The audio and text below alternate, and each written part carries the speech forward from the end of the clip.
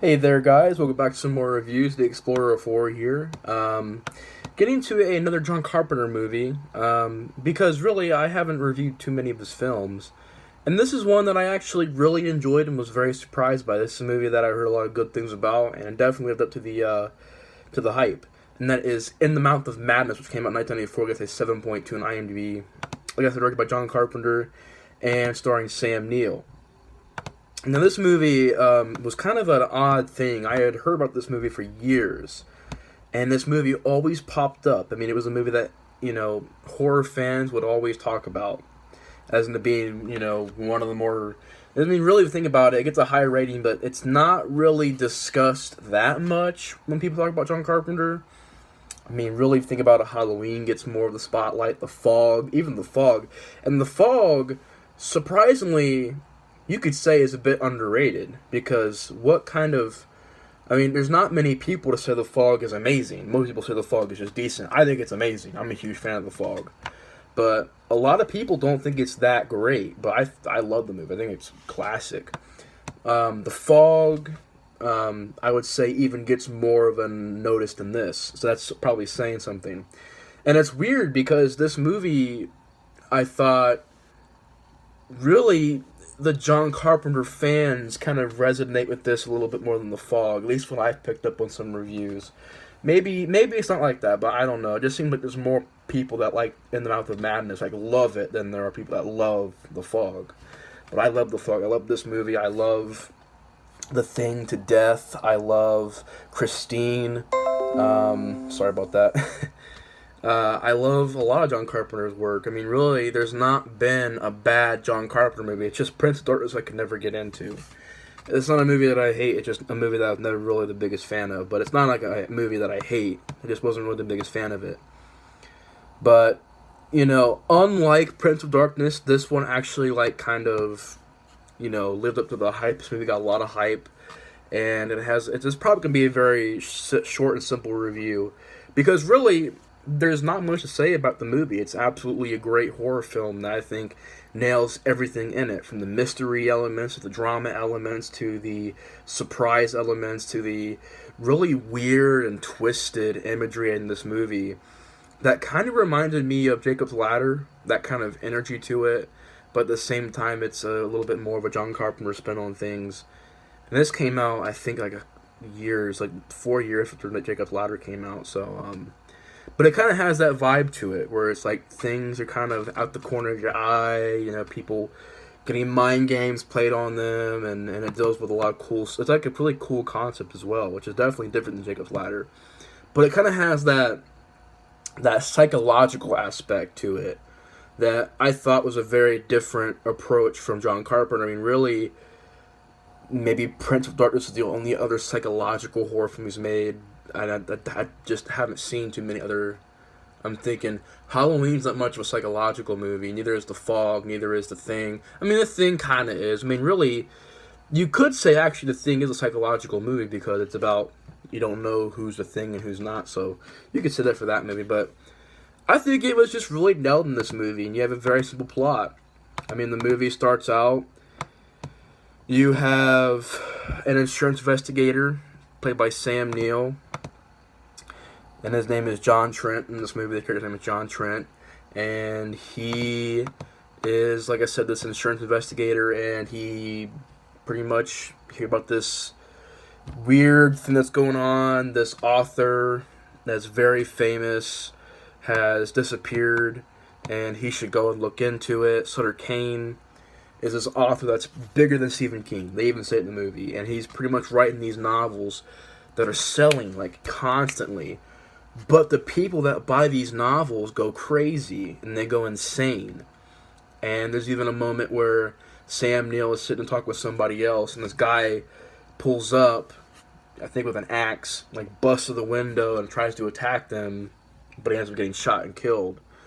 And the movie starts out with Sam Neill in this insane asylum, and you have what you would. And by the way, spoiler alert, but this is you think it's one thing, but it's actually another thing where Sutter Kane is kind of playing games with Sam Neill's head, and it sounds confusing, but the more I get into it, the more it makes sense.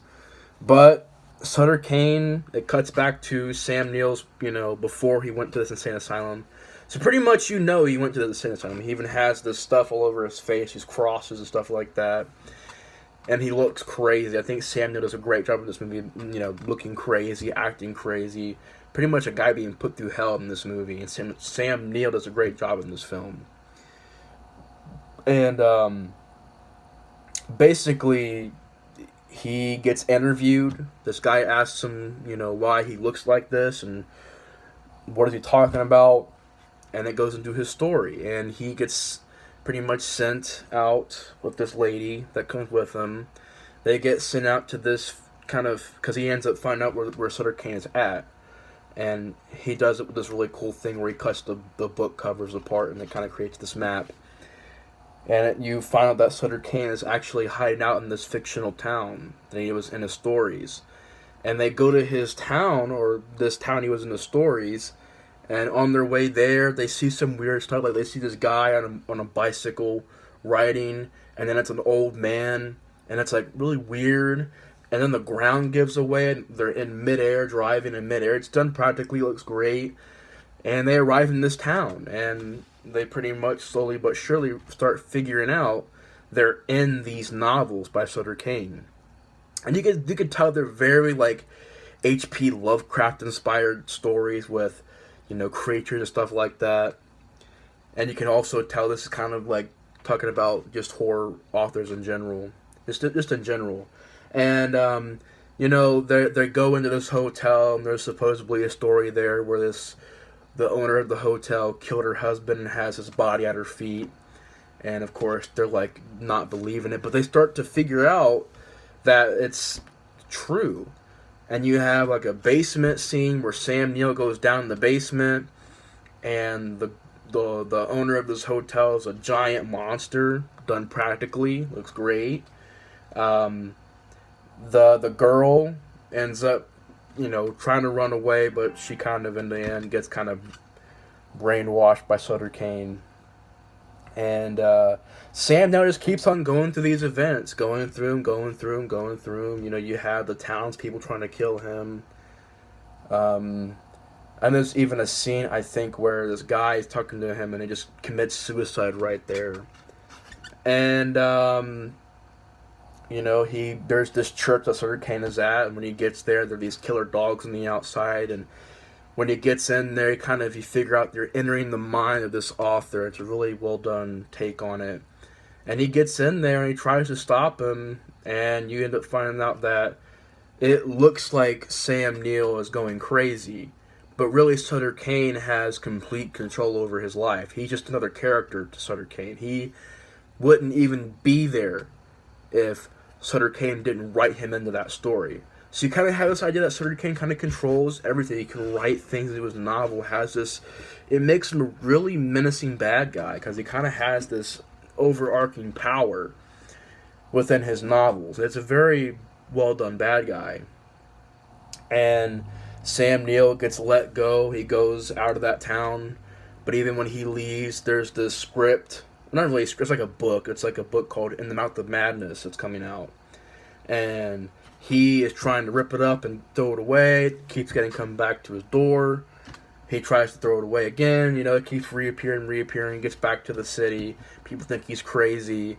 And eventually he gets locked up. And, the movie pretty much goes on.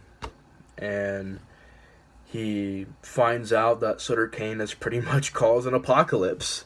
He walks out of this mental asylum because he wakes up after the interview and then everything is destroyed. And you find that Sutter Kane has just completely turned the entire world into a wasteland.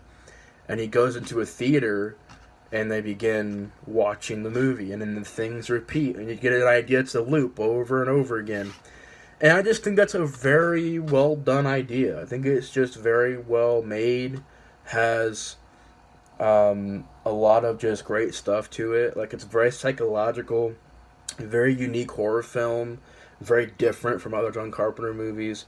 Very short review compared to my other ones, but just straightforward movie. I actually really enjoyed it. It's definitely, a good John Carpenter movie. Would I say it's one of my favorites? I don't know. I mean, I like The Fog. I love The Fog. I love vampires. Yeah, I love that movie. I love Halloween. I love The Thing. I love Christine. Um, but I can say it's a very good John Carpenter movie. I don't think I would watch it too much. Like, I don't think I'm going to watch it 5 times after I see it, this one time. I might watch it a couple times. You never know. But overall, just a very well made movie. I mean, has very good psychological elements, has some very good effects, has a cool idea, has a very different idea, very classic, original idea. John Carpenter really knew how to handle the score in this movie with the atmosphere.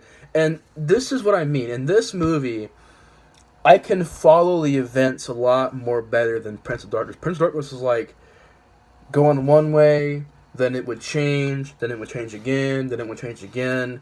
And it's probably because John Carpenter wasn't really writing that movie. He didn't have a clear path when he was writing that movie. It was more just, let's write it and see where this goes, and if it goes somewhere cool, like pretty much just throw it at the wall and see if it sticks. And I can respect a different approach to a film, but this movie definitely felt like there was a little bit more, like, just, it's easier to follow. It's a faster paced movie in my opinion. I could stay into it. It keeps me engaged in the movie, keeps me interested in the film.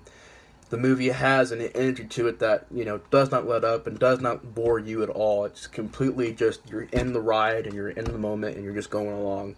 And, it's very psychological, very disturbing scenes, very shocking scenes, very disturbing imagery. It's definitely a very psychological horror film. I think it does a great job at that. But yeah, cool movie. I really enjoyed it. Big fan of it. You know, I just thought it was really cool and a good movie. But that's pretty much my thoughts on In the Mouth of Madness. Hope you guys want the review. Let me know your guys' thoughts on the movie in the comments below. Thanks for watching. And Explorer 4 is out. See you guys later. Bye.